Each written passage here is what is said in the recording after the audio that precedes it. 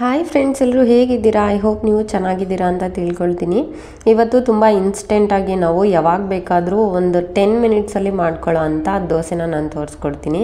ತುಂಬ ಈಸಿಯಾಗಿ ಮಾಡ್ಕೋಬಹುದು, ಹಾಗೆ ಕಲರ್ಫುಲ್ಲಾಗಿ ಕೂಡ ಇರುತ್ತೆ, ಟೇಸ್ಟಾಗೂ ಇರುತ್ತೆ, ಇನ್ಸ್ಟೆಂಟಾಗಿ ಕೂಡ ಮಾಡ್ಕೊಳ್ಬಹುದು. ಬೆಳಗಿನ ತಿಂಡಿಗೆ ಏನು ಮಾಡಬೇಕು ಅಂತ ಎಲ್ಲ ಯೋಚನೆ ಮಾಡ್ತಾ ಇರ್ತೀರ ಅಲ್ವಾ? ಅಂಥ ಟೈಮಲ್ಲಿ ನೀವು ಅಥವಾ ಮಕ್ಕಳಿಗೆ ಲಂಚ್ ಬಾಕ್ಸ್ಗೆ ಏನಾದರೂ ಬೇಕು ಅಂದರೆ ಈ ಥರ ಇನ್ಸ್ಟೆಂಟಾಗಿ ಮಾಡ್ಕೊಳ್ಬಹುದು.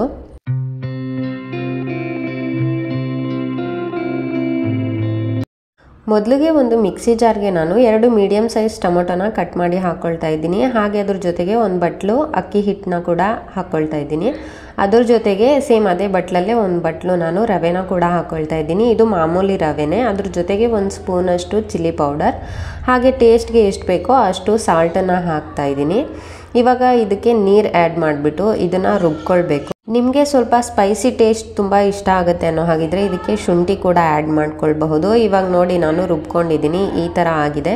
ಇವಾಗ ಇದನ್ನು ಒಂದು ಬೌಲ್ಗೆ ಟ್ರಾನ್ಸ್ಫರ್ ಮಾಡ್ಕೊಳ್ತಾ ಇದ್ದೀನಿ. ಇದ್ರ ಜೊತೆಗೆ ಕಟ್ ಮಾಡಿಟ್ಟಿರೋ ಅಂಥ ಕೊತ್ತಂಬರಿ ಸೊಪ್ಪು, ಹಾಗೆ 1 ಸ್ಪೂನಷ್ಟು ಜೀರಿಗೆನ ಆ್ಯಡ್ ಮಾಡ್ಕೊಳ್ತಾ ಇದ್ದೀನಿ. ನೀವು ಬೇಕಂದರೆ ಇದಕ್ಕೆ ಬೇರೆ ಯಾವುದಾದ್ರು ಸೊಪ್ಪು ಆ್ಯಡ್ ಮಾಡ್ಕೊಳ್ಳೋ ಹಾಗಿದ್ರೆ ಈಸಿಯಾಗಿ ಸೊಪ್ಪು ಆ್ಯಡ್ ಮಾಡ್ಕೊಳ್ಬೋದು, ಕ್ಯಾರೆಟ್ ತುರಿ ಆ್ಯಡ್ ಮಾಡ್ಕೊಳ್ಬೋದು, ಚೆನ್ನಾಗಿರುತ್ತೆ. ನಾನು ಇನ್ಸ್ಟೆಂಟಾಗಿ ಮಾಡ್ತಾ ಇದ್ದೀನಲ್ವ, ಸೊ ಅದಕ್ಕೆ ಇರೋ ಇಂಗ್ರೀಡಿಯೆಂಟ್ಸಲ್ಲೇ ನಾವು ಈಸಿಯಾಗಿ ಮಾಡ್ಕೊಳ್ಬೋದು. ಇವಾಗ ಮಿಕ್ಸ್ ಮಾಡಿಕೊಂಡು ಒಂದು ಸ್ವಲ್ಪ ಗಟ್ಟಿಯಾಗಿದ್ದರೂ ಪರವಾಗಿಲ್ಲ ಅನ್ನೋ ಹಾಗಿದ್ರೆ ಹೀಗೆ ಹಾಕ್ಕೊಳ್ಳಿ.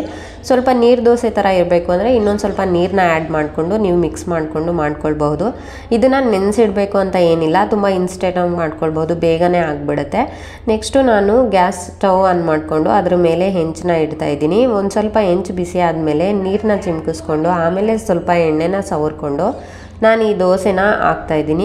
ಇನ್ಸ್ಟೆಂಟಾಗಿ ಹಾಕ್ಕೊಳ್ಬೋದು. ಬೆಳಿಗ್ಗೆ ಟೈಮಲ್ಲಿ ನೀವೇನಾದರೂ ತಿಂಡಿ ಮಾಡೋದಕ್ಕೆ ಏನು ಮಾಡಬೇಕು ಅಂತ ಯೋಚನೆ ಮಾಡ್ತಾಯಿದ್ರೆ ದೋಸೆ ಹಸಿಟ್ಟಿಲ್ಲ ಅಂತ ಅನ್ಸಿದ್ರು ಕೂಡ ಈ ಥರ ಇನ್ಸ್ಟೆಂಟಾಗಿ ನೀವು ಮಾಡ್ಕೊಳ್ಬಹುದು. ತುಂಬ ಇಂಗ್ರೀಡಿಯೆಂಟ್ಸ್ ಕೂಡ ಏನು ಬೇಕಾಗಿಲ್ಲ, ಇದಕ್ಕೆ ಇರೋವಂಥ ಇಂಗ್ರೀಡಿಯೆಂಟ್ಸಲ್ಲೇ ನಾವು ಟೇಸ್ಟಾಗಿ ಮಾಡ್ಕೊಳ್ಬಹುದು. ಕಲರ್ಫುಲ್ಲಾಗೂ ಕೂಡ ಇರುತ್ತೆ, ಹಾಗೆ ತುಂಬ ಟೇಸ್ಟಿಯಾಗೂ ಕೂಡ ಇರುತ್ತೆ. ಇದಕ್ಕೆ ಕಾಂಬಿನೇಷನ್ ಆಗಿ ಕಡಲೆ ಬೀಜದ ಚಟ್ನಿ, ತೆಂಗಿನಕಾಯಿ ಚಟ್ನಿ ಅಥವಾ ಟೊಮೆಟೊ ಗೊಜ್ಜು, ಈ ಥರ ಯಾವುದನ್ನ ಬೇಕಾದರೂ ನೀವು ಕಾಂಬಿನೇಷನ್ ಆಗಿ ತೊಗೊಳ್ಬಹುದು, ತುಂಬ ಚೆನ್ನಾಗಿರುತ್ತೆ. ಇವಾಗ ಪ್ಲೇಟ್ ಮುಚ್ಚಿಟ್ಟಿದ್ದೀನಿ. ಒಂದು 2-3 ನಿಮಿಷ ಆದಮೇಲೆ ಪ್ಲೇಟ್ನ ತೆಗೆದ್ಬಿಟ್ಟು ನೀವು ತೆಗೆದ್ರೆ ದೋಸೆ ತುಂಬ ಚೆನ್ನಾಗಿ ಬಂದಿರುತ್ತೆ. ಕೆಳಗಡೆ ಕೂಡ ಏನು ಅಂಟ್ಕೊಳ್ಳಲ್ಲ. ಕೆಲವೊಂದು ದೋಸೆ ಹಿಟ್ಟನ್ನ ನಾವು ಸ್ವಲ್ಪ ಹೊತ್ತು ನೆನೆಸಿಟ್ರೆ ಮಾತ್ರನೇ ದೋಸೆ ಬರುತ್ತೆ. ಈ ದೋಸೆ ಆ ಥರ ಏನಿಲ್ಲ, ನಾವು ಈಸಿಯಾಗಿ ಬೇಗ ಪ್ರಿಪೇರ್ ಮಾಡ್ಕೊಳ್ಳೋದಕ್ಕೆ ನೆನೆಸಿಡುವಂಥ ಅವಶ್ಯಕತೆ ಏನಿರಲ್ಲ. ಇವಾಗ ಇದನ್ನು ಒಂದು ಪ್ಲೇಟ್ಗೆ ಸರ್ವ್ ಮಾಡ್ಕೊಳ್ತಾ ಇದ್ದೀನಿ. ಈ ವಿಡಿಯೋ ನಿಮಗೆ ಇಷ್ಟ ಆಗಿರುತ್ತೆ ಅಂದ್ಕೊಳ್ತೀನಿ. ಇಷ್ಟ ಆಗಿದ್ರೆ ಮರಿದೇ ಒಂದು ಲೈಕ್ ಮಾಡಿ. ಹೀಗೆ ಇನ್ಸ್ಟೆಂಟಾಗಿ ಮಾಡ್ಕೊಳ್ಳೋ ಅಂಥ ಅಡುಗೆಗಳನ್ನ ನೀವೇನಾದರೂ ಲೈಕ್ ಮಾಡೋ ಹಾಗಿದ್ರೆ ನನಗೆ ಕಾಮೆಂಟ್ ಮಾಡಿ ತಿಳಿಸಿ. ನಾನು ನೆಕ್ಸ್ಟ್ ವೀಡಿಯೋಸ್ ಎಲ್ಲ ಇನ್ಸ್ಟೆಂಟಾಗಿ ಮಾಡ್ಕೊಳ್ಳೋ ಅಂಥ ಅಡುಗೆಗಳನ್ನ ನಾನು ಅಪ್ಲೋಡ್ ಮಾಡ್ತಾ ಇರ್ತೀನಿ. ಹಾಗೆ ನನ್ನ ಚಾನಲ್ನ ಇನ್ನೂ ಯಾರಾದರೂ ಸಬ್ಸ್ಕ್ರೈಬ್ ಮಾಡ್ಕೊಳ್ದೆ ನೋಡ್ತಾ ಇದ್ರೆ ಪ್ಲೀಸ್ ಸಬ್ಸ್ಕ್ರೈಬ್ ಮಾಡ್ಕೊಳ್ಳಿ. ತುಂಬ ಜನ ನೋಡ್ತಾ ಇದ್ದೀರಾ, ಬಟ್ ಸಬ್ಸ್ಕ್ರೈಬ್ ಮಾಡ್ಕೊಳ್ದೆ ನೋಡ್ತಾ ಇದ್ದೀರಾ. ಸಬ್ಸ್ಕ್ರೈಬ್ ಮಾಡ್ಕೊಂಡು ನೋಡಿದ್ರೆ ನಮಗೂ ಒಂದು ಖುಷಿ ಆಗುತ್ತೆ. ಹಾಗೆ ನಿಮಗೆ ಯಾವ ಥರ ವೀಡಿಯೋಸ್ ಬೇಕು ಅನ್ನೋ ಹಾಗಿದ್ರೆ ಆ ಥರ ವೀಡಿಯೋಸ್ನ ನೀವು ಕಾಮೆಂಟ್ ಮಾಡಿ ತಿಳಿಸಿ. ನಾನು ಆದಷ್ಟು ಅಪ್ಲೋಡ್ ಮಾಡೋಕ್ಕೆ ಟ್ರೈ ಮಾಡ್ತೀನಿ. ಈ ಇನ್ಸ್ಟೆಂಟ್ ದೋಸೆನ ಟ್ರೈ ಮಾಡಿ ನೋಡಿ ಹೇಗಿತ್ತು ಅಂತ ಕಾಮೆಂಟ್ ಬಾಕ್ಸಲ್ಲಿ ತಿಳಿಸಿ. ಮತ್ತೆ ಸಿಗ್ತೀನಿ ಒಂದು ನೆಕ್ಸ್ಟ್ ವೀಡಿಯೋದಲ್ಲಿ. ಅಲ್ಲಿವರೆಗೂ ಥ್ಯಾಂಕ್ಸ್ ಫಾರ್ ವಾಚಿಂಗ್.